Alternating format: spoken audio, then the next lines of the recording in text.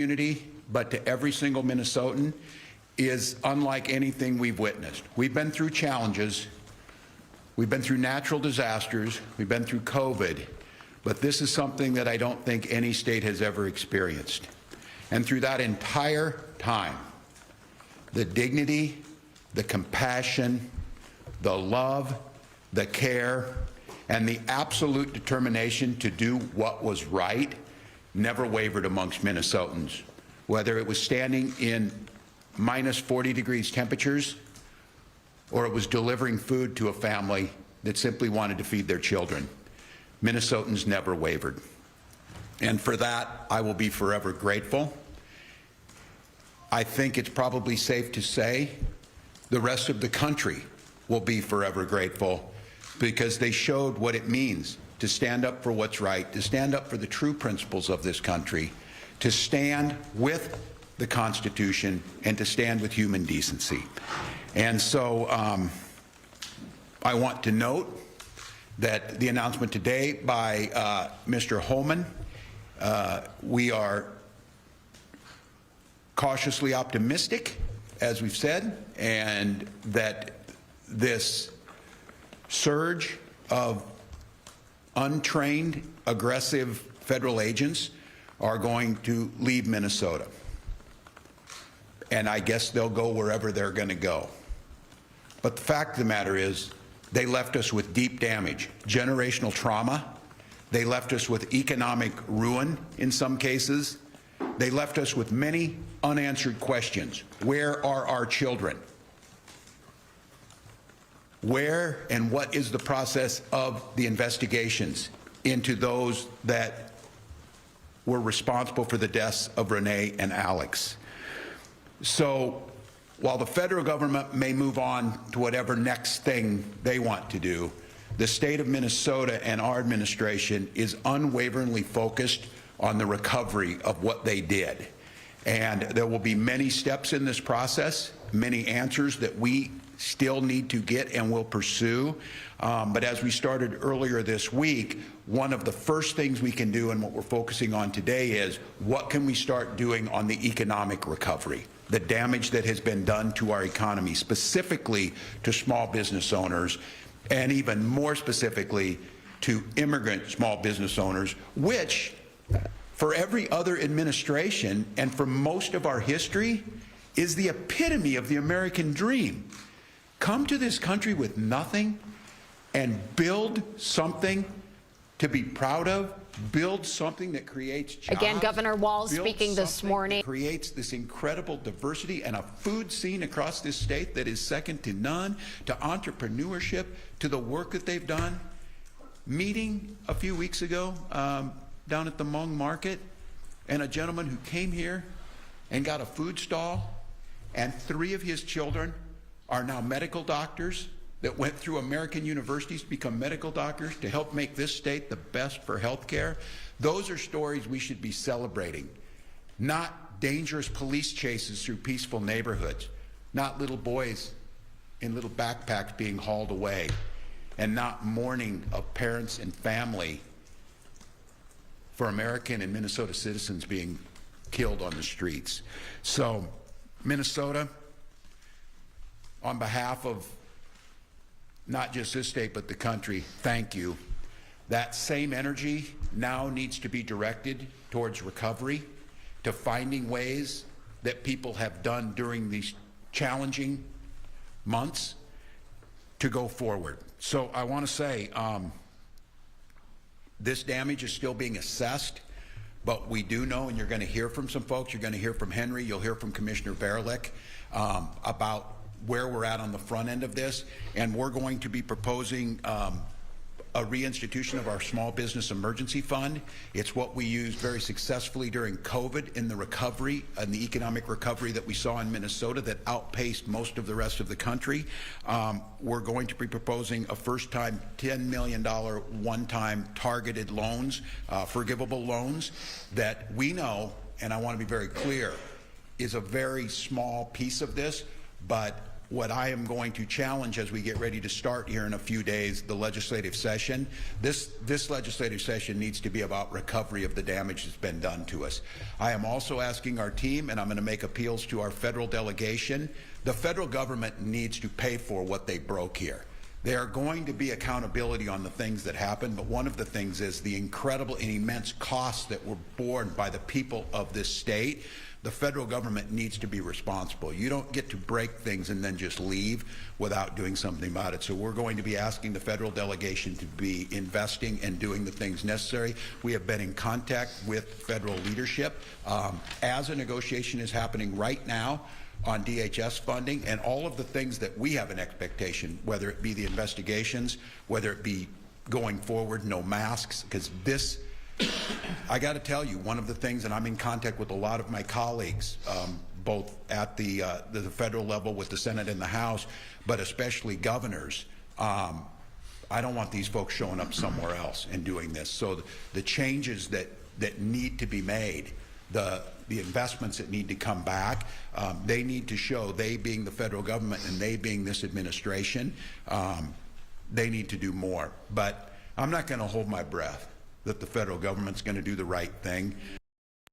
What I am going to do is I'm going to bet on the people of this state, and when we come into this legislative session, an expectation is this should be a bipartisan effort to protect these businesses, to protect what we have in Minnesota, to make changes here to improve this state. That should be very easy, and I think we've seen just some of the data surrounding this.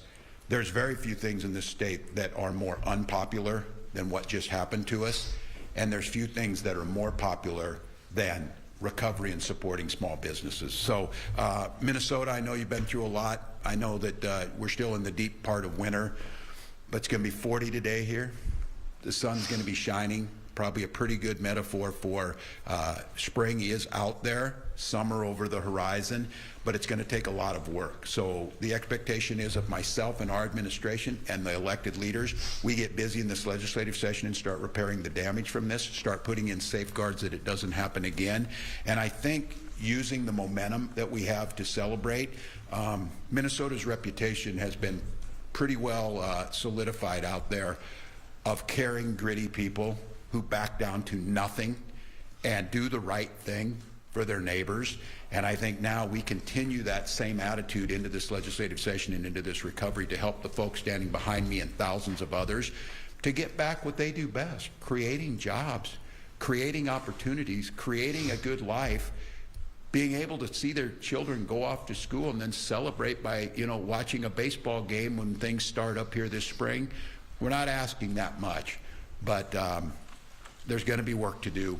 You've got our pledge that we will do everything possible to make that happen, and today is a very small first step, but it is a concrete step that can make a difference. With that, I'm going to turn to Deed Commissioner Matt Verilek to talk a little bit about how we expect this program to work, and then we'll hear from Henry as a spokesperson for what the impact has been of a small business and what this can do to help. Commissioner Verilek. Good morning, everybody, and thank you, Governor. And I would echo, first of all, the Governor's sense of Minnesota pride right now for all that we've been through and the way we have stood up, and also the optimism about the fact that we now may be at a transition point in this process, if indeed the federal presence will be winding down. But I want to emphasize what he said, that the economic impacts will be very long-lasting. It was maybe a couple of weeks ago or so that we stood up with some of these very same small business owners and highlighted there the massive negative economic impact that is resulting from the fact that a lot of workers don't feel comfortable showing up, a lot of customers don't feel comfortable showing up, and so we're seeing massive reductions in that foot traffic, massive reductions in revenue, et cetera. And so that's why it is so important, first of all, that the Governor launched the Shop Local campaign as part of our Shop Local Stand Together effort in this month of February, and now this additional measure of the $10 million in targeted small business partially forgivable loans we think is another important step. And just to elaborate on that a little bit, the notion is that the loans would be 0% over 3 years. After 1 year, there would be an opportunity to seek 50% forgiveness on the basis of proving that you have had substantial impacts from the presence of the federal agents. The eligibility would be businesses with annual revenues between $200,000 and $4 million, so it's targeting small businesses, and the value of the loans between $2,500 and $25,000.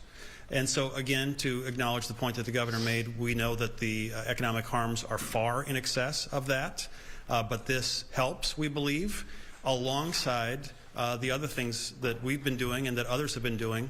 Also would note that we're working with some private sector partners to seek reduction or even elimination of some of the fees that private sector service providers provide to small businesses. Not sure, if they will take us up on that, but that's one other effort we're doing.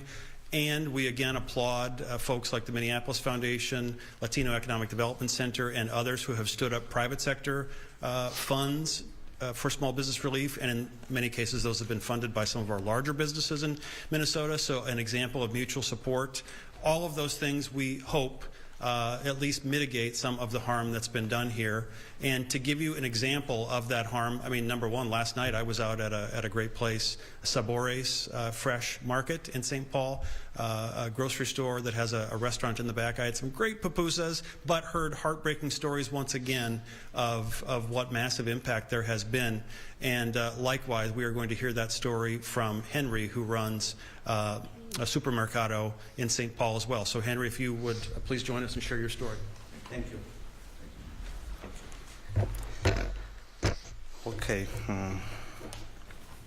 I want to say thank you for everyone here. Thank you for the Governor Walz and the Commissioner Berlink. I apologize for my accent.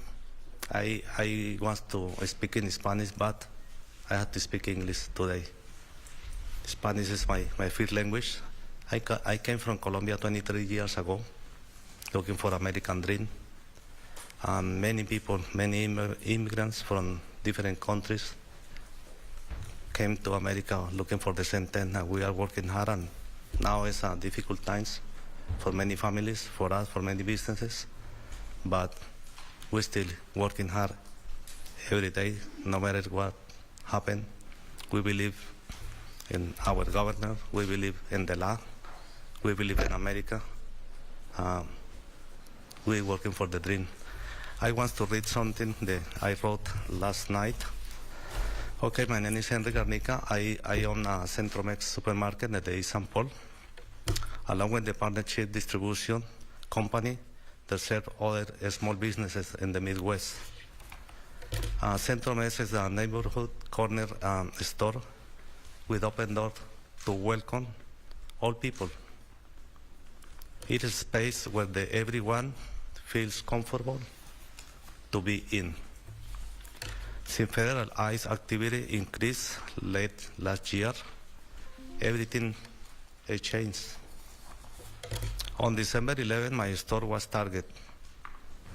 We were lucky. Nobody was detained, but the impact caused a lot of damage for small businesses, including my business. Sales down in many cases between 30 and 40% is a lot, and the recovery for that takes a long time and more energy.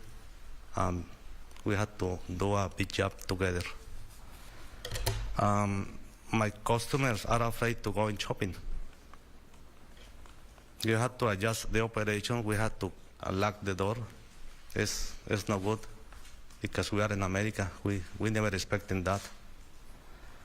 We are worried about how the things are coming, but we hear from our governor that the things change soon. Will be a good environment for everybody, for the whole communities, not only for immigrants, not only for Latinos, not only for Afro-Americans, it's for the whole community, for the whole Minnesotans.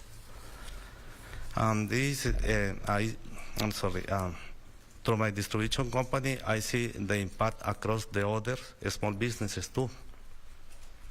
These businesses are part of the fabric of our neighborhood and our vibrant economy in Minnesota. I attended a large deed Shop Small, Stand Together campaign. And the support from the community since they has mean a lot. This is a new campaign that everybody knows. I can see every day in my business many new customers, Americans, 100%, and they are going to buy stuff in my store. I feel blessed. I think it was a good initiative from the governor, local governor. I have many friends in the other stores, and they see the same thing every day. It's a big help. I appreciate that. Thank you for the initiative.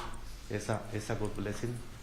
It's a good thing for all small businesses. But sales drop like they have. Goodwill alone can cover rent or payroll. Small businesses don't have a safety net. The proposed 10 million forgiveness loan package could be give a business like breathing room to keep employees, to keep the staff, to keep paying the payroll, to keep restocking the shelf. But we need more. I think we're expecting at least 3 or 4 or maybe 6 months for recover the business again, because we are in really tough situation. With the community support and smart economic relief, we can move forward. Finally, I want to say I am grateful for leaders who are standing with the small businesses during this difficult time. I am also incredible thankful for the community members and volunteers who show up to help every day, no matter the weather. Our governor says people working below zero, 20 to live below zero, and many volunteers without anything, expecting get any money. They support in the small business, they support in the communities, not only in the East St. Paul. I understand it's in the whole Minnesota state. It's why I feel really proud living in Minnesota. My respect for the all volunteers, my respect for the all Minnesotan people, for the governor, for the police department, for everybody. We feel safe, but we need to feel the freedom again. This is a thing that I had to keep it every day. Almost I put it on my pillow, make sure don't forget it for the next day. And the other thing I had to keep on my pocket is my ID. But hopefully we don't have to do this more. Finally, no matter, say again, no matter the weather, the volunteers working strong with the warm hearts, and they are a good example, the peace, love, and big community in Minnesota with an entire community. Thank you, Governor Walz. Thank you, Commissioner. Thank you, and thank you for everybody. And God bless the all volunteers. God bless Minnesota. God bless all Minnesotans and the all small businesses, because we need to work hard and make the Minnesota hard, strong, and big state. And thank you so much for the opportunity. Grateful. Appreciate it. Well, thank you, Henry. And to Henry, and I want to speak directly to Minnesota's immigrant community, by extension, America's immigrant community. We see you, we hear you, we value everything that you bring. We understand here in Minnesota that there is no Minnesota without our immigrant community. And it was the wave of Norwegian and German immigrants a century ago, Hmong immigrants half a century ago, Somali, East African, no matter where you come from. We believe in those words. Give us your tired, your poor, your huddled masses yearning to be breathe free. This is a place you can breathe free. And my message to you is, the majority of Minnesotans and Americans stand on your side. They stand on the side that immigration is the core of who we are and that human decency. So as we go on this long road to recovery, it's going to be hard for many of you to get back the trust, to be able to go out again without fear you're going to be asked for your papers or to be singled out because of how you look. We in here in Minnesota have always made that clear, and I will attest that's why we were the target of this, because we are a successful multiracial, multicultural state that has one of the highest standards of living, that values our people and understands the people standing behind us are making that happen. So it's going to be a long road, but I think you saw, and I'll say it again, Minnesotans are decent, caring, loving neighbors, and they're also some of the toughest damn people you'll ever find, and we're in this as long as it takes. With that, we'll take some questions. Governor, how did this come together? You've been in talks quite a while with Border Czar Homan. Can you walk us through that? We have been communicating a lot, and I just want to note the way the state of Minnesota is addressing immigration is exactly the same today as it was 3 weeks ago, or 3 months ago, or 3 years ago. We've said that we are, and we understand it's our responsibility, and we support humane, rule of law immigration reform. It's why I've advocated as a member of Congress and as a governor that we need to have reforms that allow a path to citizenship for the folks we want here and the ability to do targeted enforcement for those who shouldn't be here. So we continue to express that. We continue to work. I think probably what changed was when Tom Homan came here, I could get a conversation with someone. Not a single interaction, Kristi Noem, Bavino, or any of the rest of them, and an arrogance that it didn't matter.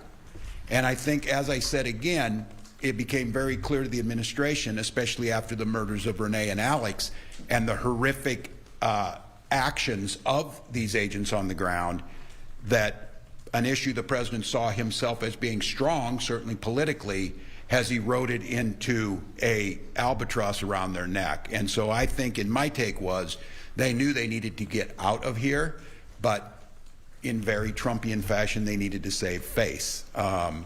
So we've been talking, and I will say this. Tom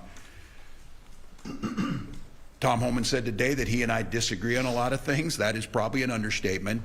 But as I said when he first came in, and first thing he did was call me when he landed and then meet the next morning, is that at least there was a consistency to what he said, and he followed through with it. So we got indications that this is where they were headed.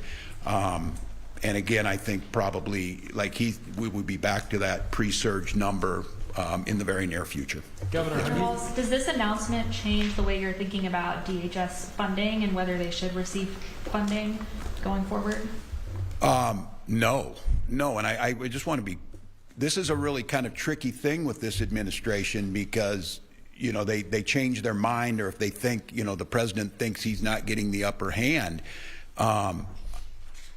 I'm certainly not going to spike the football, but you're not going to hear me express any gratitude for the people who caused this unnecessary, unwarranted, and in many cases unconstitutional assault on our state. And my expectation is we still need to have those investigations. And I'm telling you, in this economic crisis they created, all of these cabinet agents came in here to try and please the president by attacking Minnesota. So we have a $2 billion cut from Dr. Oz in our DHS programs that are rural hospitals and things. So it doesn't change it at all. And I think the lessons learned, I'm more than happy to help Congress say some things, is in America, you cannot expect that the people are going to be okay with masked, unidentified people running you off the road and coming to your vehicle at gunpoint like we saw in St. Peter, Minnesota. So if ICE, which Tom Homan's right about this, they have a mission. Now, I don't know if this iteration of ICE can last, but the idea of immigration reform and border control, we all agree with that. What we disagree with is that what happened in Minnesota had anything to do with that. It did not. So I hope, and I would encourage, and we have been contacting with Leader Jeffries and Senator Schumer to hold the line till you get the at least minimum reforms necessary in this rogue agency to get something done. So yes.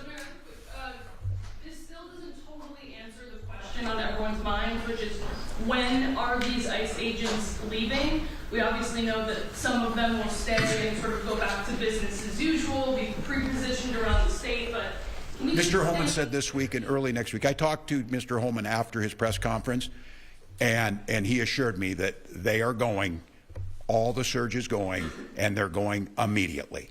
So as soon as they can pack their stuff, book a plane, move on. I would volunteer. We will help you get to the airport. We will clear the roads to get you to the airport. I will come over and pack your damn bags if that's what it takes. But I think it does answer the question. And again, this is a trust but verify. I am skeptically optimistic. I have no reason to not believe that when Tom Homan said they will be gone almost immediately. So it'd be my expectation, I think, you know, certainly by the middle of next week, this is back to the 150. Governor, where do things stand on the status of a joint investigation into the shootings? I think, and I'm trying to look, I don't know all the details because it's not what a executive branch should do to interfere with an independent judicial branch. And so as far as the BCA goes, they do what they need to do, and it was my understanding we were very close to a joint agreement, and then at least what we're hearing is that was pulled back, and this is somewhat a speculation, but it's how I'm viewing it, just to be candid with all of you, that the federal government pulled back because there was a leak before they could announce it. So I think we all have to be really careful. This is like a fourth grade game of who gets last hit type of thing. This administration always has to get the last word. This administration always has to be viewed that they won. And in this case, I think they understand they have got to do a joint investigation. So it is my expectations we will get a joint investigation. I would hope that this surge leaving and at least that piece being off, because that's one of the three demands that we will have to see here. This was getting rid of the surge, independent investigation, and then stop the attack on our state government agencies. So as I know right now is we were very close. I think obviously there's a contingent inside the FBI and the federal government that understands the only way you do these is through a joint investigation. And it's very clear, and again, if anybody in the administration or outside of Minnesota thinks because this surge that they're leaving, that somehow everything's okay and we've forgotten about this, the folks who are out there asking for this are going to turn their attention to these other things now. And so my hope is, and it could go a long ways, is we get an announcement in the the near term. Again, we're only asking for what's always been done. We're only asking for the right thing, and we're only asking for what is the core of who we are. Justice needs to be served, and I don't know. I do not know. We saw yesterday the federal government's putting a ton of effort into trying to indict 6 members of Congress, the House and Senate, and a grand jury said, "Are you out of your minds?" and threw those out. So what we need is, we need what's left of a decimated U.S. Attorney's Office here to get back to the work of stopping drug trafficking, stopping crime that's there, helping us on fraud investigations, and then getting us this investigation. So nothing further yet, but I think the framework is in place, and it's just a matter of them feeling like they have an upper hand to announce it, and I hope that would happen soon. Yeah. Go ahead. There are folks who have concerns about this final agreement. Can you talk about what is in that, and has anything changed from the state's perspective? Nothing has changed. The final agreement is that Minnesota would continue to do what we do, which is law enforcement, honor, those things, and that we would do what has always been expected and has done for decades here, is if there's someone who is in a Minnesota prison and there is an ICE asking us to hold them, once their sentence is served, we notify ICE and turn them over. And that has, in every single case, you've done the investigative work, that's what's happened. So nothing has been changed. They continued to ask me One of their demands is that I asked people to be peaceful in their protesting. That's an easy thing for me to do because that's what I said. But I'm not going to ask them to not be on the streets. I'm not going to ask them to give up their constitutional, their First Amendment rights, their Second Amendment rights, their Fourth Amendment rights, and for the state, the 10th Amendment rights. So what I've been telling you is this is exactly what we've been doing. And when I went to Congress 2 months ago and testified for 8 hours, as they incorrectly said Minnesota is not adhering to this, I testified for 8 hours. Nothing came out of that, and yet they came here. So I think to tell people, we're just going to follow the law. And when it comes to this, no one's disagreeing that you shouldn't have immigration enforcement. But it should be with due process, and everybody gets that. And it certainly should be done humanely. And you certainly, if you're truly going to focus on the worst of the worst, why are you going after our neighbors who are in the system, following the law, trying to reach naturalization? That doesn't make any sense. So Minnesota's doing what we did, but I'll tell you what, it steeled our resolve of how much we're going to protect our immigrant community. It steeled our resolve that we will do what we should do, they should do their job, and it's become very apparent to the people of America that this is not the way to do it. This is not the way to go about it. This doesn't make us any safer. And so with that, yeah, go ahead. Any updates, any progress on the flow of federal dollars to state agencies, state programs, that sort of thing, where that stands? No, not. Thank you for the question. And this question about the flow of federal dollars, and and you saw this. I think you saw it yesterday in the hearing on Capitol Hill on the Epstein files. Each of these agency heads, and I mean that is certainly troubling in that about the non-independence of the branch of the AG's office, law enforcement. But each of these cabinet secretaries wanted to please their boss so much, they just came to Minnesota and piled things onto us, piled in data requests, piled in letters, threatened to withhold money, threatened to do all of this. Those are the things that are doing immense damage at a time when we're going to need that. And I remind people of this. Minnesota contributes more than we get from the federal government. When it came time to look at things like a scale on how solid and lack of corruption in state government, Minnesota ranks in the top 5 best states. All of the things about running things and doing it right, we follow the law, we do it right, we provide more federal dollars. And in my opinion, this unallotment around what Congress has appropriated and what the law says Minnesota should get, the president is arbitrarily, and his cabinet secretaries are arbitrarily holding that money. So back to this first question to end on, this about what DHS reform should do. We are pushing our congressional allies, and I would think the Republicans in this, before any deal is made with DHS funding, all of them need to quit this assault of, and again, I will use the president's word, retribution against Minnesota. Not because we have more undocumented people, not because of any reason other than he decided that this is a state they would try and make an example of. And look, I'm treading a pretty fine line here. He picked the wrong state to make an example of. And that is where things set today. So we'll see over the next few days. We are in a trust but verify phase. My word to Minnesota is, again, we're certainly not going to celebrate something that should have never happened. But I will say this, please keep, at this point in time, stay hyper vigilant. I'm afraid over these next few days with some of these folks leaving that the potential for an incident like we saw up here near the cathedral with this chase yesterday, what we don't need is some horrific thing happening on the way out. But I will say, as we started on this in the hours after the murder of Renee, is express your constitutional rights, stand up for your neighbors, speak out when you need to speak out, do so peacefully, because as I said then, and every one of you proved, the fact is, at the end of the day, that will win out. That is the way a democracy should function, and it seemed like a long ways from that January day that we would get to a point where they would say, we're leaving, but today is about a lot of destruction. Over those weeks, a lot of damage, a lot of trust has been eroded. A lot, as I said, we've got children that a core memory for them will be their classmate being taken away. And that will stick with them the rest of their lives.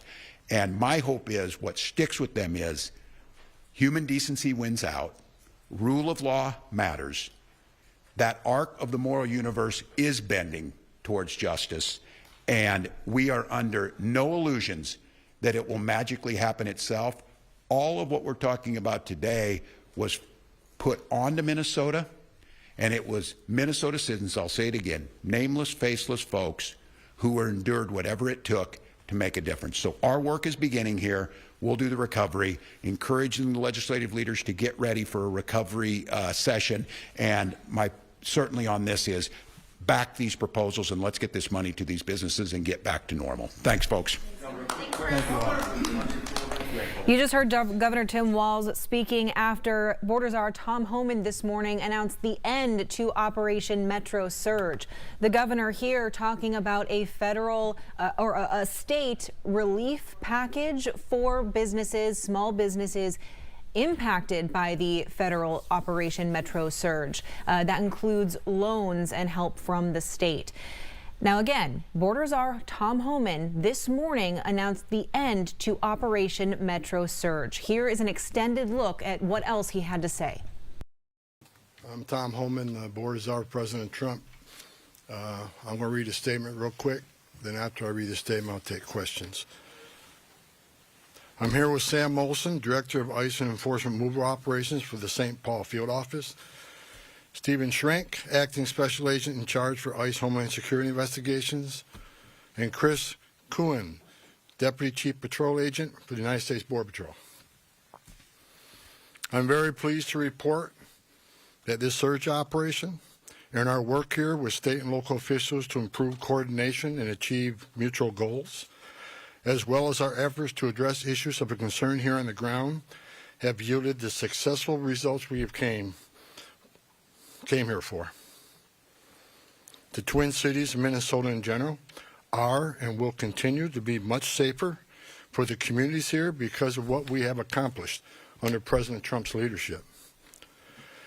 I previously shared with you before I got here. Before I even got here, I met with, I said I was going to meet with the governor, the AG, and the Mayor Fry, Mayor Herr, and I've done all of that. I've also met with various police chiefs and sheriffs. And one thing we all had in common was the importance of ensuring and maintaining public safety. Overall, we made a lot of progress through extensive engagement, meeting with them and other key stakeholders. And it is expected that those engagements and discussions will continue going forward in order to enhance exchange of information and more coordination. As a result of this surge operation, we have greatly reduced the number of targets for enforcement action. And many criminal aliens have been arrested and taken off the streets, including murderers, sex offenders, national security threats, gang members, and other violent criminals. Just this week, ICE arrested a criminal alien with criminal convictions for rape, acts with a child under 14 years of age with force, lewd and lascivious acts with a child under 14. ICE also arrested 2 criminal aliens with criminal sexual misconduct convictions, among other violent criminals. Through targeted enforcement operations based on reasonable suspicion and prioritizing safety and security, ICE will continue to identify, arrest, and remove illegal aliens that pose a risk to public safety, like we've done for years. And our officers will carry out those duties with professionalism, integrity, and compassion, like we've done for years. We will enforce the immigration law against all persons in the United States illegally. I want to say something about the various unfounded complaints I'm hearing about ICE enforcement operations. During the surge operation, ICE has not arrested anybody inside a hospital. We have not arrested anybody inside of a school, an elementary school. We have not arrested anybody inside a church. As a matter of fact, the only ones that disrespected the sanctuary of a church were the agitators that have been arrested and prosecuted, and so far we have 9 of them. However, those locations are not off the table. I said from day one, there's no sanctuary for a significant public safety threat or national security threat. But as far as those stories about ICE going into churches, arresting people in hospitals. It simply has not happened. And if you have a case where it happened, you let me know. Because all the digging I've done here, I can't find a single one. Under President Trump's direction, we have obtained an unprecedented level of coordination with law enforcement officials that is focused on promoting public safety across the entire state. While I don't agree with Governor Walz and Attorney General Ellis on everything, I appreciate the support the governor gives to state agencies who coordinate with us in a manner intended to promote public safety. And I appreciate the AG having an open dialogue with me. Early on, the first meeting I had, acknowledging that county jails may notify ICE of the release date of an inmate, just as long as they don't hold them past the time they would normally release them. We now have the ability to arrest criminal aliens in the safety and security of jails throughout the state at the time they're being released, like we've done in other states.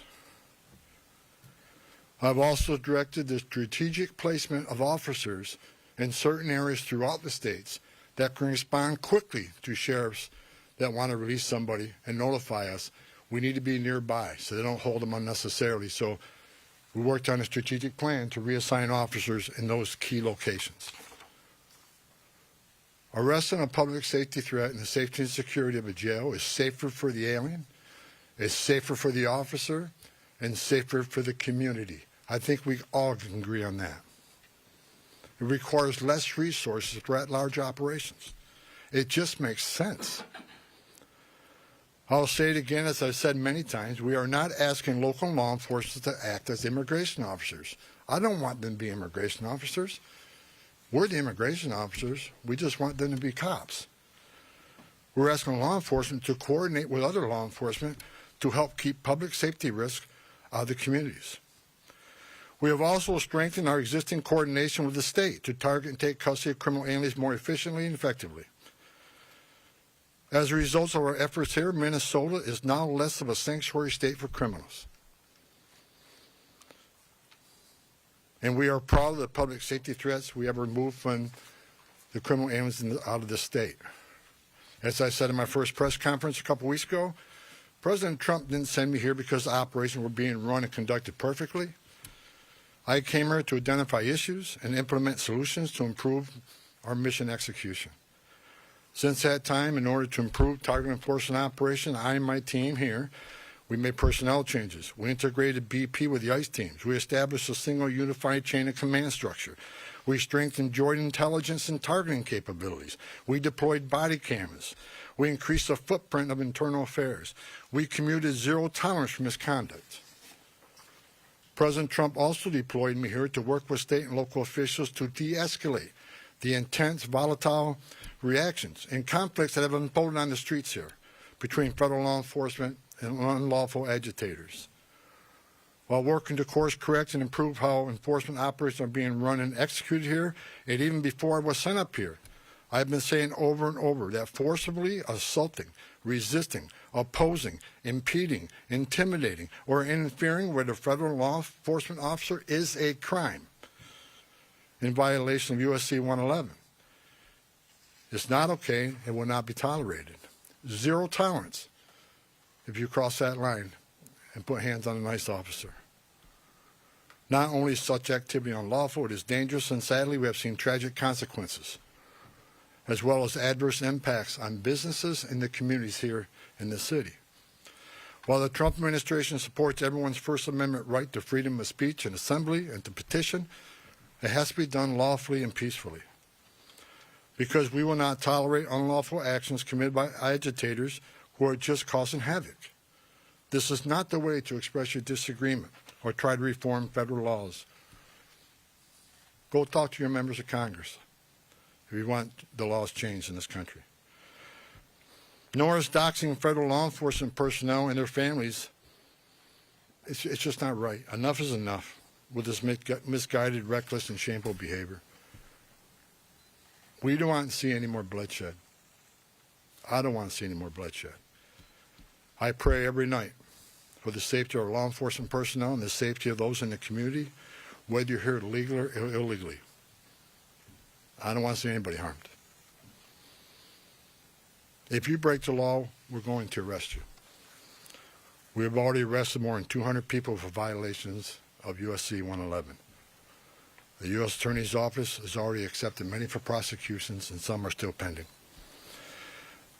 I have also received commitments from state and local law enforcement that they will respond if federal law enforcement is being impeded or assaulted.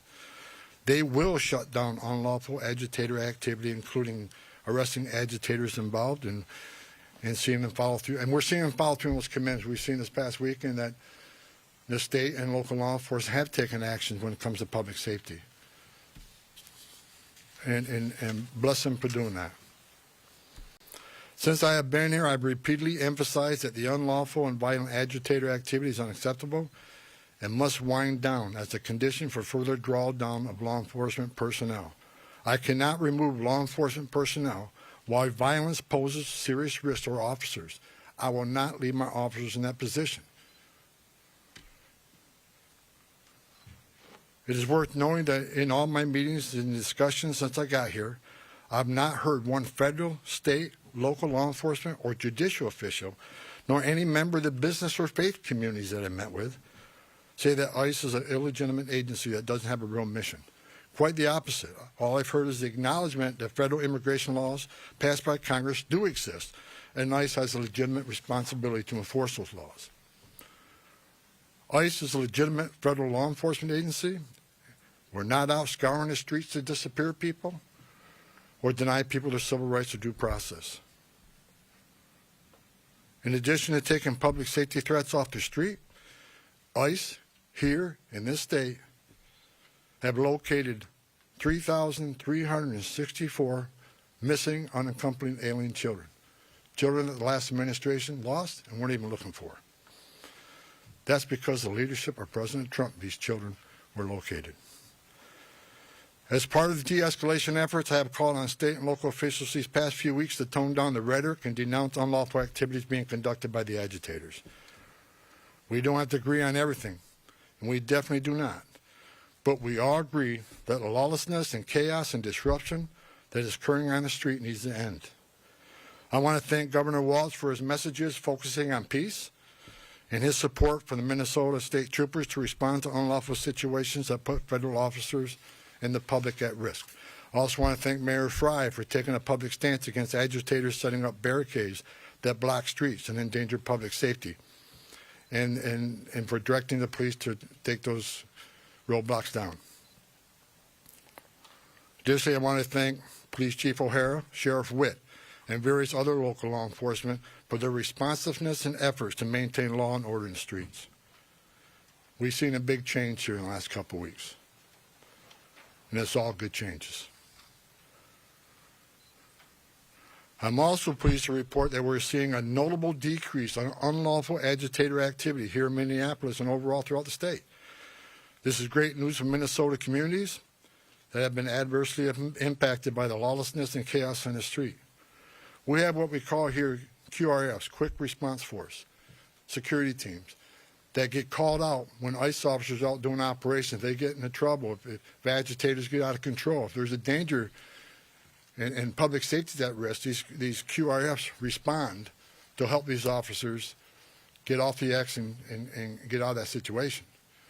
I asked today when I got here, I want to know what the QRFs call outs are, what their deployments are. I want to know every time a QRF is called out. The QRF deployments have dropped dramatically because we have less of that occurring, less of the agitator that cross that line. That is a good thing. That is a win for everybody, not just for the safety of law enforcement officers. It's a win for this community. With that, and success that has been made arresting public safety threats and other priorities since this surge operation began, as well as the unprecedented levels of coordination we have obtained from state officials and local law enforcement, I have proposed, and President Trump has concurred, that this surge operation conclude. A significant drawdown has already been underway this week and will continue through the next week. We have a lot of work to do across this country to remove public safety risk who shouldn't even be in this country. And to deliver on President Trump's promise for strong border security and mass deportation, law enforcement officers drawn down from this surge operation will either return to their duty stations or be assigned elsewhere to achieve just that. We will continue to enforce Title VIII immigration law throughout this nation. Prioritizing national security threats and public safety risks makes sense.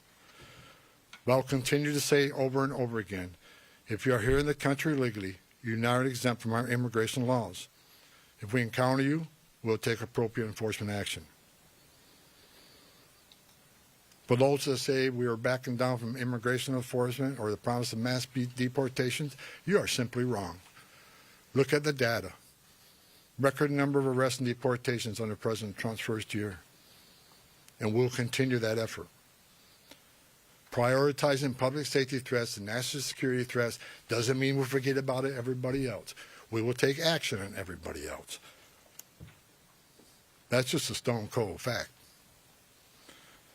A small footprint of personnel will remain for a period of time to close out and transition full command and control back to the field office, as well as to ensure agitator activity continues to decline, and that state and local law enforcement continue to respond to ensure officer and community safety.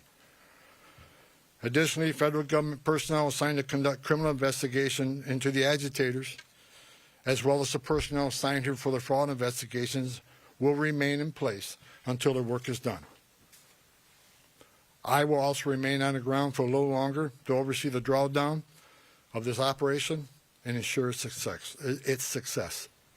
In closing, I want to thank the leadership and senior management that I've worked with for your efforts into these issues, determine deficiencies and challenges, present solutions, and implement improvements that will benefit how operations are run and executed nationwide. God bless the men and women of ICE, men and women of the Border Patrol. Appreciate everything you've done for us. Also, with sincere gratitude, President Trump and I want to thank the men and women of ICE and CBP and partner agencies who have been assigned here during Operation Metro Surge. You achieved a great success for the Minnesota communities. Thank you to your families as well, because I know they sacrifice also. Thank you, President Trump, for your vision, as well as your support and confidence in these brave, dedicated patriots that work hard to deliver on your strong commitment to law and order, public safety, prosperity for American communities. Today, we have the most secure border in American history. We are seeing record numbers of people being arrested and deported. Your promise to make America safe again is being played out every day on the streets of this country. I've said it many times. I worked for 6 different presidents, 10 different administrations. No one has done it better than President Trump. God bless this great country. I'll take questions now. We'll take a couple questions, no follow-ups. I'll start off with Frankie. Yeah. Mr. Homan, as immigration enforcement continues across the country here in Minnesota as well, how do you hope to gain the trust of individuals here that have kind of been wary of seeing federal officers on the street, but let's say 6 months from now, we still have the office here, we still are enforcing immigration across the country. What do you hope things to look like, and what are you asking for the public? Look, I just want people to look at the data on what this administration has done. You know, the number of public safety threats we removed from the streets across this country that makes these communities safer. ICE has had an office here for decades. Before it was called INS, Immigration Naturalization Service. This footprint will remain here, and they'll continue to do immigration enforcement here. But as President Trump has said from day one, we're going to prioritize the public safety threats. Again, but prioritization doesn't mean forget about everybody else. That means you have a criminal alien here and non-criminal here. The criminal always comes first because he's the biggest threat to the communities. We're going to continue to force immigration law. Look, we'll get back to the footprint here, the normal footprint here, but there will be some security teams staying here, the QRFs, until we're assured that those agitators incidents either stay low or further decline. I'm not going to remove everybody out of the safety of our officers, but like I said, and Operation Metro Surge is ending. And in the next week, we're going to deploy the officers here on detail back to their home stations or other areas of the country that are needed. But we're going to continue to enforce immigration law. That's what the American people voted for. But it has to be a priority of criminals. And look, I hear all the hate about, you should arrest everybody. Oh, we are. But we're prioritizing those who are the biggest threat to our community. The rapists, the murderers, the child molesters. That's the right thing to do. But I'll say it again. President Trump made a promise of mass deportation, and that's what this country's going to get. But it's smart law enforcement to do target enforcement operations. Now, I've heard people attacking me using the word targeting. I sat for the last 2 months when I watched this operation, daily press briefs, and talking about targeted Title VIII operations. Nothing changed, other than we're going to make sure they're targeted and make sure we know who we're going for, what their immigration record is, what's their criminal history. That comes first. But enforcement of Title VIII is not going to end. If you're in this country legally, you're not off the table. And I think we're proving it if you look at the data. Eric? Mr. Homan, I just had a question about the final number of arrests you had and how many of those people arrested were those targeted security threats you were after? I don't have that exact breakdown. I know we've made over 4,000 arrests here. That is something local field officers can supply. I don't have the exact breakdown. But I can tell you, since I've been on the ground, they've been target enforcement arrests. I believe there were target enforcement arrests before I got here. What I did is create one chain of commands where everybody knows what everybody else is doing, and integrate operation command centers. There were some issues here, and we addressed those issues. But I'm not going to sit here and say anybody did anything wrong, and that they were unprofessional. I'm going to say there's some issues here. We fixed those issues. We've had great success with this operation, and we're leaving Minnesota safer. The surge is leaving Minnesota safer, Minneapolis safer, because of the cooperation we got with the counties and the state and local law enforcement responding to our needs. I'll say it again. It's less of a sanctuary state for criminals.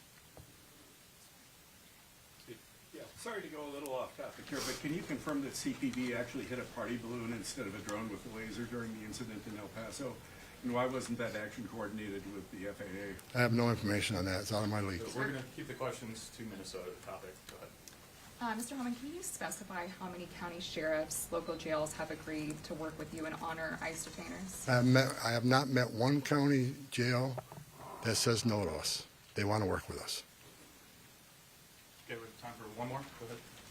Yes, hi, Mr. Homan. You talked about this unprecedented level of cooperation between local officials and yourself. Can you explain more what is changed now in terms of that cooperation from before? Several things have changed. First of all, when the agents were out doing operations and the agitators got a hand and posed a public safety threat not just to the officers but the communities, law enforcement response has been sporadic at best. I think at what you see now, what you saw this past weekend, is law enforcement's responding to public safety needs quickly. And people were arrested for violating city ordinances as far as when unlawful assembly and so forth. They come to assist us to make sure our officers, the person we have in custody, leave that scene safely. You've seen it this weekend, and I'm happy that the local and state was there also, that responded, and we haven't seen any incidents of them not responding since we have these agreements in place now. As far as the jails, we got more cooperation and more jails than they had before we got here. And that's a good thing. We're having a conversation with the state. And state already accepted our detainers, but we're moving further on our agreements for the state. So the cooperation we have here is going to keep this city safer. It's going to keep our agents safer. Arresting public safety threats in a jail just makes sense. If you look at, I was talking to my chief of staff this morning on my way over here, I see that most people on the other side, when I say the other side, I see this argument, Democrats versus Republicans, whatever. But most of the people, even Democrats, are saying they want public safety threats to be the focus. They think public safety threats, illegal aliens should be addressed. But to say that and not let us into jail, you can't square that. I just noticed the governor of New York, my home state. I've heard her say that she believes public safety threat illegal aliens should be the focus of ICE. But to have a press conference last week to lock us out of the jails and end 287G agreements, how do you square that? You can't. So again, prioritization of public safety threats don't mean forget about everybody else. We're going to force the immigration law. We're going to have a mass deportation. President Trump promised that, and we're committed to that. However, it shouldn't be a partisan issue that you arrest public safety threats in the safety and security of a jail. Releasing public safety threats back in the public is just stupid. And I've been arguing this for years. And I hope Congress takes action on sanctuary cities and sanctuary states. It makes sense. If you think about it, even the argument I hear, well, victims and witnesses of crime that are in the country illegally want to feel safe to come to law enforcement and to report those crimes without fearing that this law enforcement agency is working with ICE. That's a bunch of crap. Because victims and witnesses of crime don't want the bad guy released to the neighborhood either. It's ridiculous. We want access to the person that you chose, the local jurisdiction chose, to lock in a jail cell. And we have that cooperation here now. It's the right thing to do. It makes this community safer. This community is safer because we arrested 4,000 illegal aliens, and it's over 4,000 illegal aliens here. Many of them public safety threat, not all of them. As I said, we're going to force immigration law, but this community is much safer because of President Trump's leadership and the men and women standing on this stage. Thank you. That's all the questions we're going to take right now.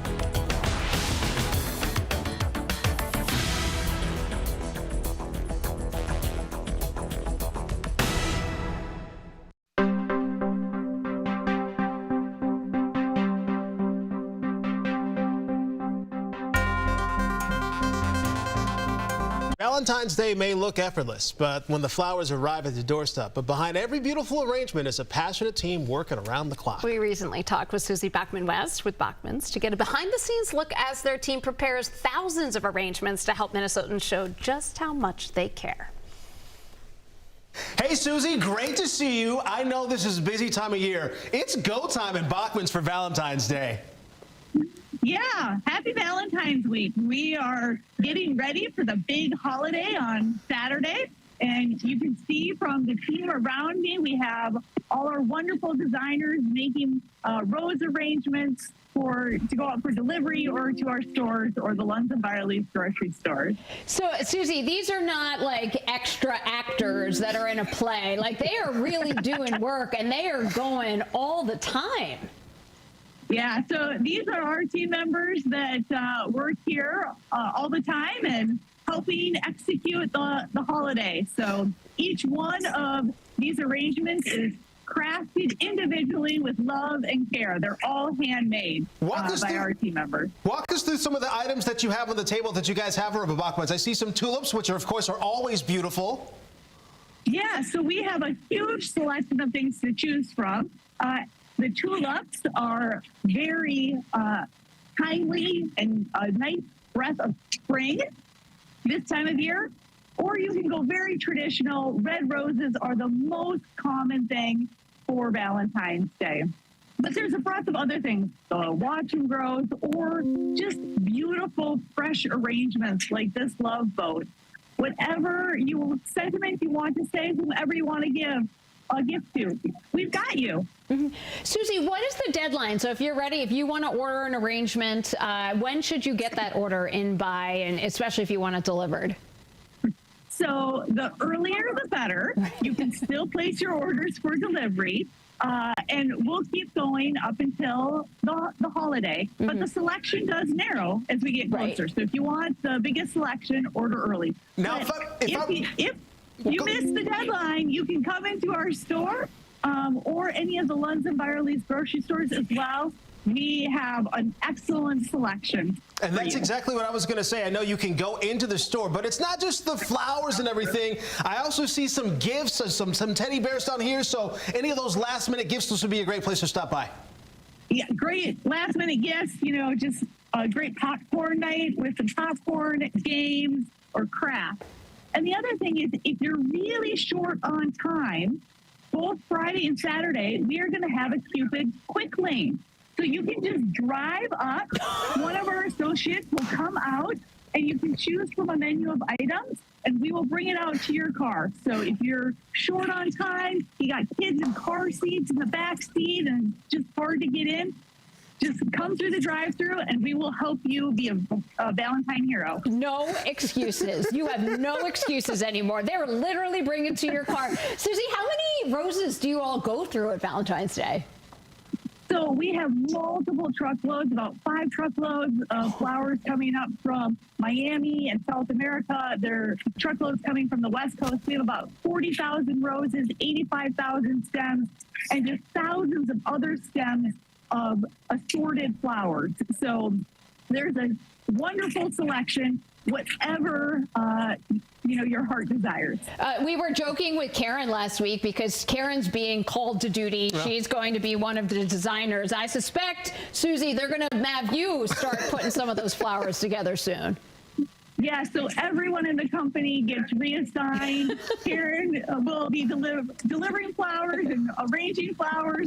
I arrange flowers. It is a group effort of pitching in. It is one of the most fun, festive weeks of the year at Bachman's. The Bachman's Beauty Bonanza. Susie, we appreciate you joining us. Thanks for joining us this morning. Yeah, thank you. Happy Valentine's Day.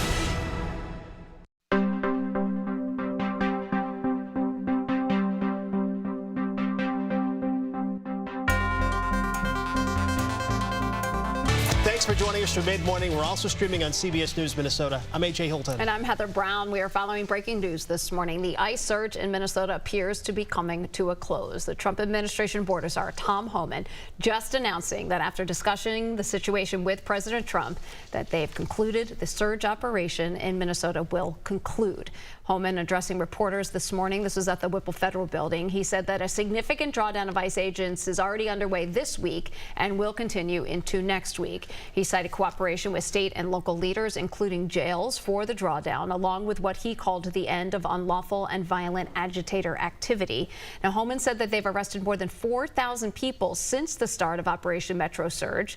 He said ICE activity in Minnesota has greatly reduced the number of targets for law enforcement action, and he said the Twin Cities in general will be much safer after what they've accomplished. A small footprint of personnel will remain for a period of time to close out and transition full command and control back to the field office, as well as to ensure agitator activity continues to decline and that state and local law enforcement continue to respond to ensure officer and community safety. Additionally, federal government personnel assigned to conduct criminal investigation into the agitators, as well as the personnel assigned here for the fraud investigations, will remain in place until the work is done. Now, Homan said he will remain on the ground for a little longer to oversee that drawdown. He also addressed what he called unfounded complaints against ICE activities, saying agents have not arrested anyone inside hospitals, churches, or elementary schools. I think it's important we take a look at how we got here. This operation started back on December 1st after Minnesota fraud cases and accusations came into the national spotlight. And then on January 5th, the Trump administration sent 2,000 additional agents to the Twin Cities. 2 days later, an ICE agent shot and killed Renee Good. Fast forward to January 15th, an ICE officer shot a man in the leg. That was during an alleged shovel attack. And then January 24th, Border Patrol agents shot and killed Alex Preddy. 2 days later, that's when we learned border czar Tom Homan would take over the operation. Now, last Wednesday, Homan announced a drawdown of 700 federal agents. Now, today, the operation, he says, will conclude. There's some new polling that shows how Minnesotans feel about ICE in our state. When asked about the tactics used by federal officers, 66% said they've gone too far, 10% said they haven't gone far enough, and 23% said they've been just about right. Now, cameras caught an ICE arrest in Robbinsdale. Take a listen. You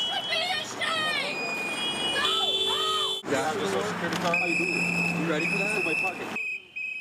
So again, this is video from last night in Robbinsdale. I'm not sure if you can make it out, but you heard one man saying he has a Social Security card, and videos show he and another man put in handcuffs before agents left that area.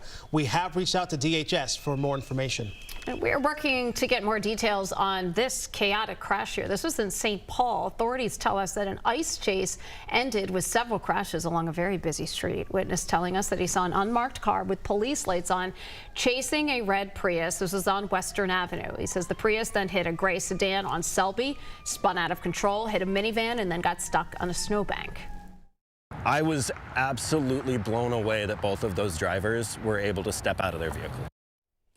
So that man here, he says that the driver who wound up in the snowbank took off running. He says ICE agents caught him and called an ambulance. The Department of Homeland Security says that the man was here illegally from Honduras and that he drove, quote, recklessly to try to escape. They say that he hit an ICE vehicle with his car at some point, and we cannot find any criminal record for that man here in Minnesota.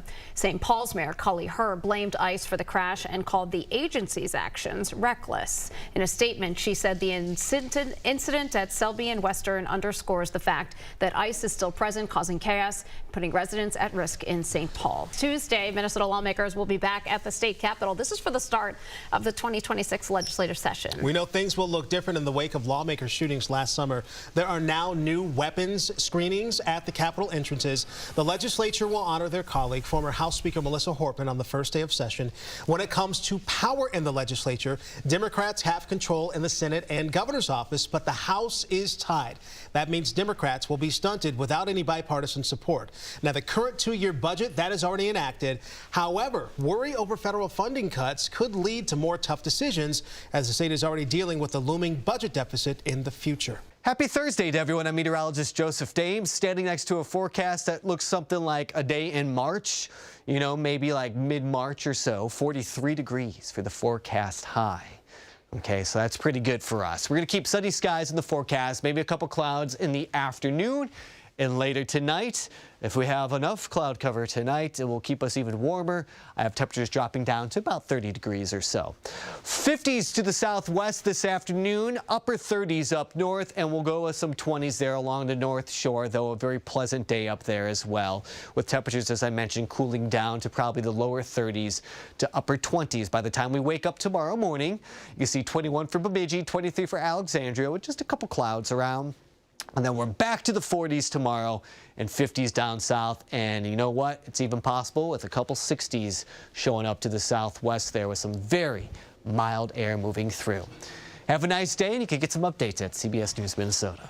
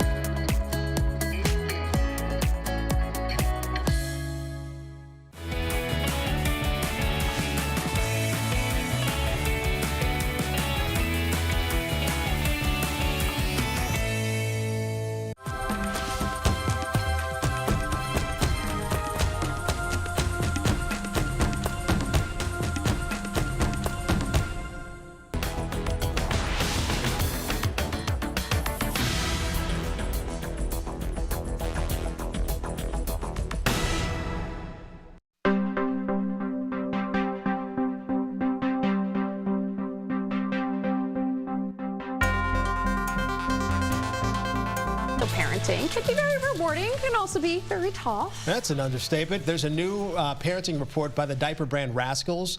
It looks at the biggest challenges young parents are facing. So they surveyed 1,000 parents. Heather, what would you say if you had a guess? What is the biggest challenge that a young parent is going to face? My goodness. Well, I think these are parents of young kids, right? Of young kids, yes. Under 4. Yeah, I mean, just like the physicality, I would say. If you're talking about under 4, I remember that time as just being like, really just like exhausting. On the go. Yeah. Right? All the time. Yeah. Parents are tired and need a break. Is the challenge trying to get sleep? Like, is the challenge just for themselves, or is the challenge also like It's bringing all in around. A, Like, B, C, D, and E? Yeah, it's all the around. above. Like, you know, you're trying to get your own sleep. They might be waking you up in the middle of the night. They might not want to go to bed. They might have a tantrum somewhere. They might, you know, there's a variety of different things. And I just remember, you know, when over time it sort of changes and that physicality becomes sort of like more emotional challenges, I think, as parenting. I would agree with that. In that way. Yeah. Because now I have this range where you still have a little bit of that physicality, but I also have in the upper end, like a lot of those emotional discussions that I didn't think about when I started this journey. Your priorities change. Yeah. Your priorities change. You know, the things that you used to do, all of a sudden you don't do anymore. So the social life you may have had before, that's gone. Do you think, Joseph, when you were growing up, you appreciated it? That's a good question. I do wonder that. Like, I can tell you for sure I didn't get it. Not as much as I should have. That's for sure. I mean, I did appreciate when I appreciate my parents being around for things. Yeah.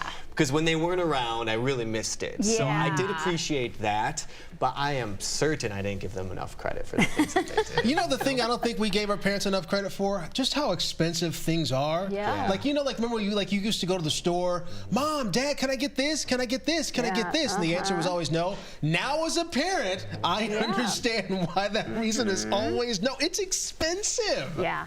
For sure. I like how they call us the Rascal Report. The Rascals Report. The that's Rascals the brand. diaper This is a great brand. name, 90s, don't feel bad. 96% of you of us, I should say, have admitted to having an unhinged moment. I've had unhinged moments in public. You may have seen me out there at the grocery store. I can't talk about my unhinged moments on TV. Unhinged moments quite a bit. Well, here's a question, though. Are you one of the 32% that forgot where you put a dirty diaper? Probably. Is this like a situation where you put it on top of the car and drove away? And you forget, it's it's it's a situation where you just put it down somewhere because you had to go do something else, and then you come back and the whole room stinks. That's what that is. And you're like, wait, what is that smell? I know where that smell is, but you had to do it wasn't just one thing either. Yeah. It was like 4 different things that you had to do and you forgot about that diaper, and then all of a sudden. I had a lot of McDonald's growing up, and I'd always just said, you know what? My kids aren't going to have McDonald's. And what happened? Out the window. What happened? Out the window. I think you put it best, though. I'm sure it just evolves. Yeah. You know, whatever it is, physical, mental. Yeah. It's so true. Well, from parenting to dating, there's some new findings from the 2025 National Dating Landscape Survey that show young adults may be facing a dating recession. This is sad to me. Right? Yeah. And so this is, they talked to single people between 22 and 35? Yeah. And they didn't necessarily find that, they found that most of these people wanted to get married one day. It's not that they were just looking for a fling or whatever, but they did want these relationships. But many of them, the majority of them, had not dated or only dated a few times over the last year. Yeah, that was surprising. And not only that, but then it sounded like out of the people surveyed, they didn't have any interest in dating. There was just no interest that was there. It felt like it took too much work. What do you see from your friends? I don't know. I mean, a lot of my friends are married with kids, but I don't know if this is just burnout from the apps. Yeah. And they're like, no I think more. it is. I have no interest in dating because this was just not fun, and finding that new way to do it. Yeah. Or if this is something different, I have no idea. Well, you know, we talked about the cost of children, of childcare, right?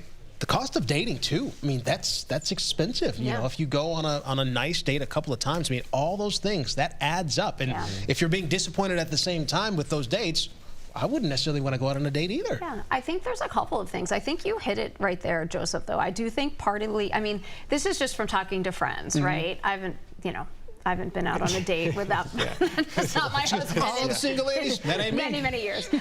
But like in the experience that I understand from my friends who are out there is that part of it is, you're just fed up with the online dating system. But I think part of it too is like, you're talking about kids who are 22 to 35 years old. I mean, these are people that grew up with their phones. I don't know that they feel as though they have the skills to date. And that was one of the questions that they were asked. Do you feel like you have the skills? Do you feel like you have the confidence to use good judgment when choosing a partner, to pick up on social cues, to be able to talk about your feelings in a way that makes sense? And so it could be, part of it just could be the way that kids interact with each other these days. It could be online dating. It could be that things are more expensive. I think there's probably a lot of barriers. I think you may have hit on something, though, that the interpersonal skills that a lot of us have, that I think fortunately we had, because we knew what life was like before cell phones, before internet.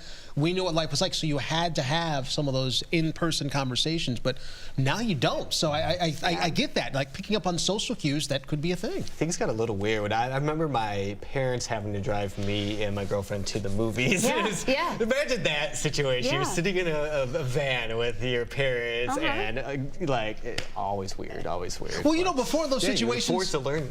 You were forced to talk in the car, right? But now, if everyone's on a phone, that's a long car ride. It's a long car ride in silence because everyone's on their phone. Way different. It's way different. Yeah, you're right. Yeah. Good morning to everyone. I'm meteorologist Joseph Dames. Here we are on Thursday. A beautiful forecast coming through today. We're into the 40s, above average, sun in the sky. I mean, it's going to be a really nice day today. Southeast breeze about 5 to 10 miles per hour. I'll take you through some of the counties nearby, some of the communities nearby as well. I mean, have Camden through Young America there. Mid-40s. A little bit cooler as you start heading north and east. If you're just a county or two down to the south and southwest today, mid-40s to upper 40s is completely possible. I'm going with 43 for the forecast high in Minneapolis. We'll see sunny skies, maybe a few clouds later today and into tonight. Overall, though, I'm expecting more sun than not. It should be a beautiful day. 43 for Coon Rapids and Maysville there coming in at 44. All right, let's take it to tomorrow now. I want to show you Friday's forecast because it's just about the same, all right? Lower to mid 40s north and northwest, about mid to upper 40s down to the south. We'll keep it right around lower to mid 40s, head a bit into Ramsey County. Now, if today we see those temperatures reach about 45, then we'll probably have to bump up tomorrow's high just a little bit with just the rapid loss of snow on the ground and some warmer air moving in. We'll see how warm it can get. 44 coming out of Woodbury with the beautiful forecasts. That takes us to Saturday, where we're going with a top 10 weather day now for your Valentine's Day. Mostly sunny conditions, light winds out there. I mean, it's just going to be a really, really nice day. And so this is how it's going to play out. We start off the morning probably a little bit above freezing. If you have anything planned in the afternoon or by evening time, maybe you're going out to dinner, those temperatures are in the mid to upper 40s. Don't think it's patio season just yet. And you know we'll have colder days coming up, but I mean, 47 to 50 degrees, that's awesome. All right, 5 days, 6 days of dry time, but then it looks like we're going to see more of an active weather pattern setting up midweek next week into the latter portion of next week. Could mean rain, could mean snow. Kind of depends on how cold it's going to get, and that's something that we're uncertain about at this point in time. But for now, I'm going to go from 50 to 48, back to the 50s on Monday. If we don't hit it Saturday, we could do it on Monday. 47 on Tuesday with a few more clouds, and then there you go. For now, upper 30s with showers in the forecast on Wednesday. You can get more updates at CBS News Minnesota. We'll see you there.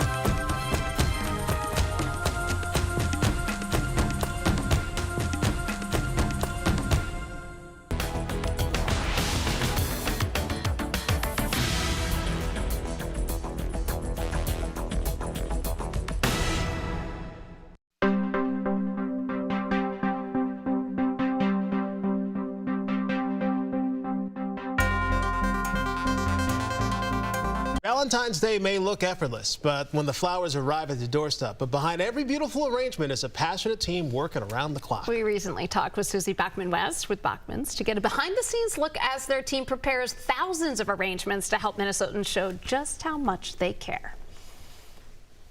Hey, Susie, great to see you. I know this is a busy time of year. It's go time at Bachman's for Valentine's Day.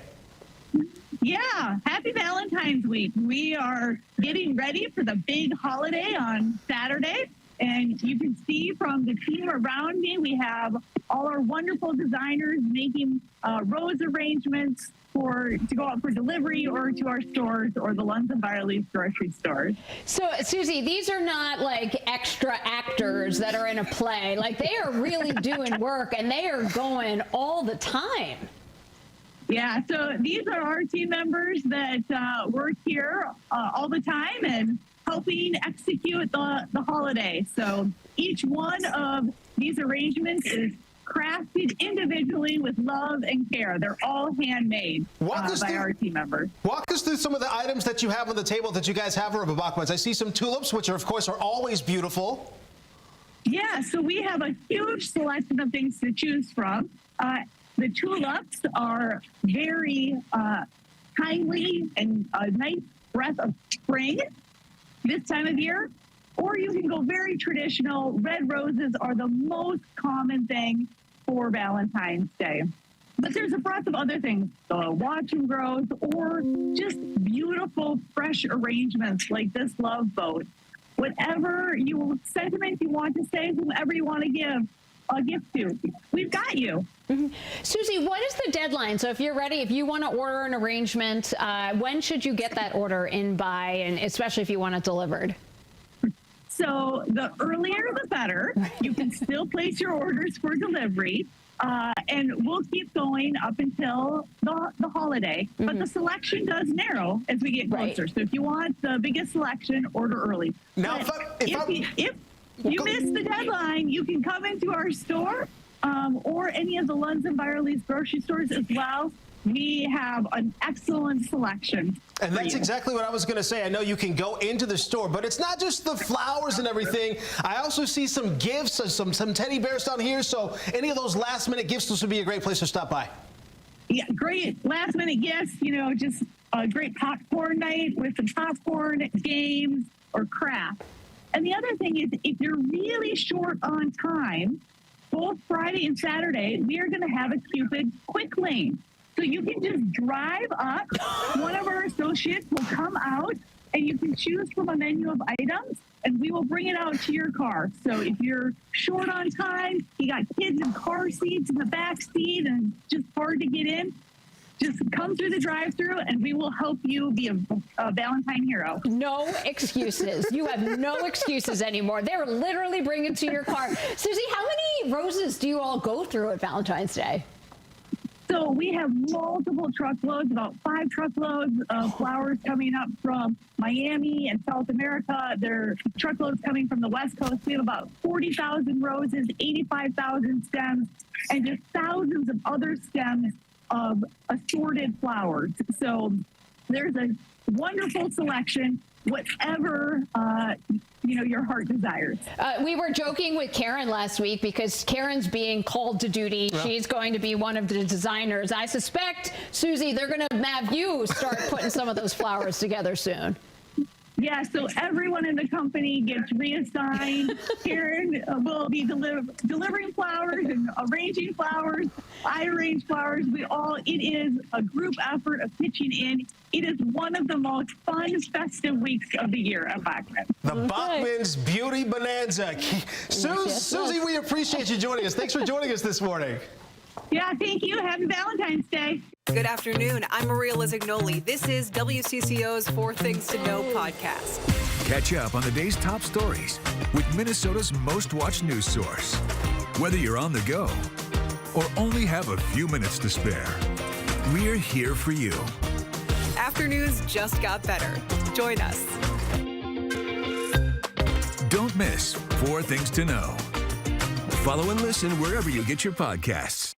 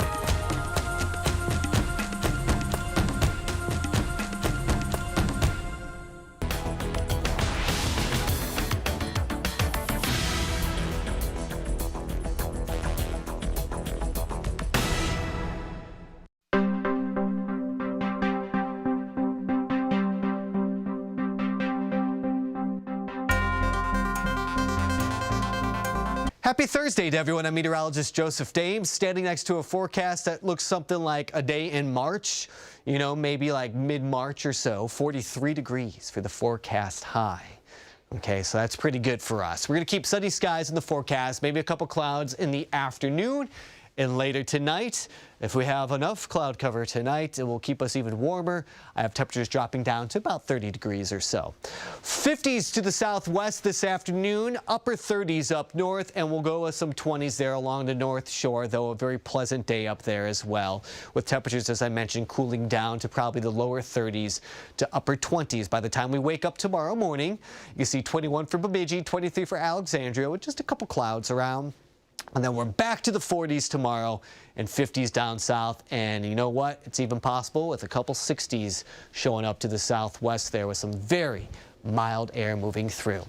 Have a nice day, and you can get some updates at CBS News Minnesota. Senate lawmakers are now considering a bill to add strict voting requirements. So the House passed the Save America Act. This was yesterday, and that bill would require proof of citizenship, like a passport or a birth certificate, to register to vote in federal elections. It would also require a photo ID to cast your ballot. Minnesota's Republican House members unanimously supported the bill, but all the Democrats voted against it. And Minnesota's election leader, Steve Simon, urged Congress to vote against the bill, saying it would effectively end online voter registration and drastically reduce the availability of mail-in voting. New traffic technologies. This along a dangerous stretch of road is showing some life-saving results. An AI camera is catching distracted drivers by the hundreds. It's a problem that state and community members have been working on for years now. Along Highway 7, that's between St. Louis Park and St. Bonifacius. In 2024 alone, Highway 7 saw at least so many deadly crashes, unfortunately, and they got a $400,000 grant from the state of Minnesota, part of which is paying for AI cameras that can recognize when drivers are on their phones. And as the cameras been positioned along various spots along the highway, it's helped conduct 1,200 distracted driving stops. Before the camera, that number was just 300. Look at those numbers. In addition to 0 deaths, the number of serious injury crashes has been cut in half. The numbers are great, and be able to say, yes, we made a difference. I'm proud of that. But really, just being able to say, I know that we saved lives out here by the work that we did. And you can't put a price tag on that. Adam Moore, who you just heard from, is hoping to receive a national grant next month. That way the camera can stay up. And the technology, it is not cheap. Moore says it costs roughly $15,000 a month to lease it. So another very emotional thing for me, I always like to talk about my parents, but my dad, when he started losing his hearing, he really was withdrawing. He still works full time. He's a doctor. He needs to be able to hear. He didn't get hearing aids because the process was a lot, getting the hearing test. The cost was insane, $1,000 to $4,000 per ear, and he didn't like the stigma. So here's what happens. 2022, the government comes in and they say, okay, we're going to make over-the-counter hearing aids. Yes, I remember that. Exact same technology, but built into something that we can now mail to your house. You don't need a hearing test or anything else. And I just want to show you how tiny this is. Wow. In my ear right now, I have a hearing aid. By the way, it's amazing to hear the difference. These hearing aids are so easy to use. They're from Serotonin. Each one of them, you can go through different modes of hearing. So whether you're home, you're at a restaurant, you're outside, you can change those modes to adapt. You also can change the mode and the volume. So each ear is they're different. adjustable. You can treat them exactly. And what I love about these is these start off at just $74.99. We're mailing them to you. They're easy. Bring them home, try them. Again, if it doesn't work, you can always send them back. And they're so subtle. You wouldn't even know. I mean, stigma gone, right? It's gone. To get this deal and more, scan the QR code at the top of your screen or head to cbsdeals.com to start shopping now. So if your Valentine's celebration is geared around cooking at home rather than going out, you might want to include a bit of a sweet treat. We have Terry Chaffer, owner of Love That Olive, here to share some of her own sweet treats. Thanks for being here. Yeah. What did you bring? Oh my gosh, we need to do a fun treat for everybody, all the Valentines in your household. I like it. Yes, because Agree. a lot of us have little guys, you know, so this is a really good one. So these are poke cakes, and I'm showing one today. It's a strawberry vanilla poke cake, and the other one is a chocolate cherry. What is a poke cake? Poke cake is when you poke the cake. Yes. So this one here is a strawberry. So you take your chopsticks and poke it. Okay, so we're right just when poking. it comes out, Just it, that's it. Put holes in it right when it comes out of the oven, and then so that way everything starts to sink down into it.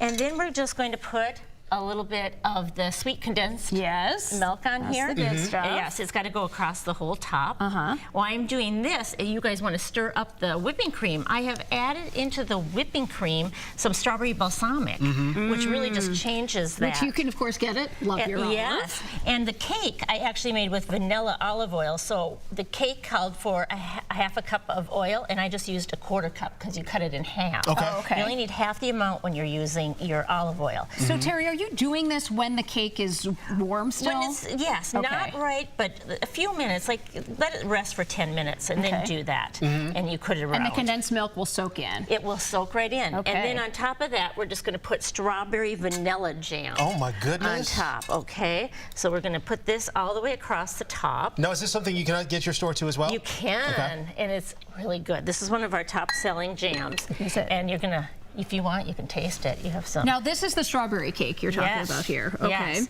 on this. So we're going to just put this over. Then we're going to take the whipping cream, and you guys are going to spread that across here. Okay. Yes. Okay, we spread. Oh, what? Nice job. Nice job. There you go. All the way across. And here's a bigger one, so that will be easier for you to spread. Okay. Oh, great. Fantastic. Don't want to waste any of it, though, Terry. Oh, that whipped cream is good with that strawberry in there, too. Isn't it? Okay, so that's the strawberry glaze. Because I think a lot of times when we think olive oil, we don't think like sweet stuff there. Yeah, but there's so many definitely. options about that. I use oils and vinegars in all my baking. Oh, wow. All my baking. Okay. This was the chocolate. We are doing an orange olive oil and then blood orange. A balsamic. So we put the blood orange balsamic also in the cake mix. I also put the strawberry balsamic in this cake mix, so that gives it that extra strawberry. And then we have our own cherry balsamic sauce that's made just for us. Oh, wow. And we put that on top of the middle layer. Okay, Now you start gotta to finish. sprinkle. Start to finish. Yes. How long does this process take? If I'm in the kitchen, I want to do this. If you want to do this, if you take and do the cake, it only takes, mix it up. It takes about 10 minutes to mix up your cake. Yeah. About 30 minutes to bake it. Yeah. 10 minutes after that, and then this process.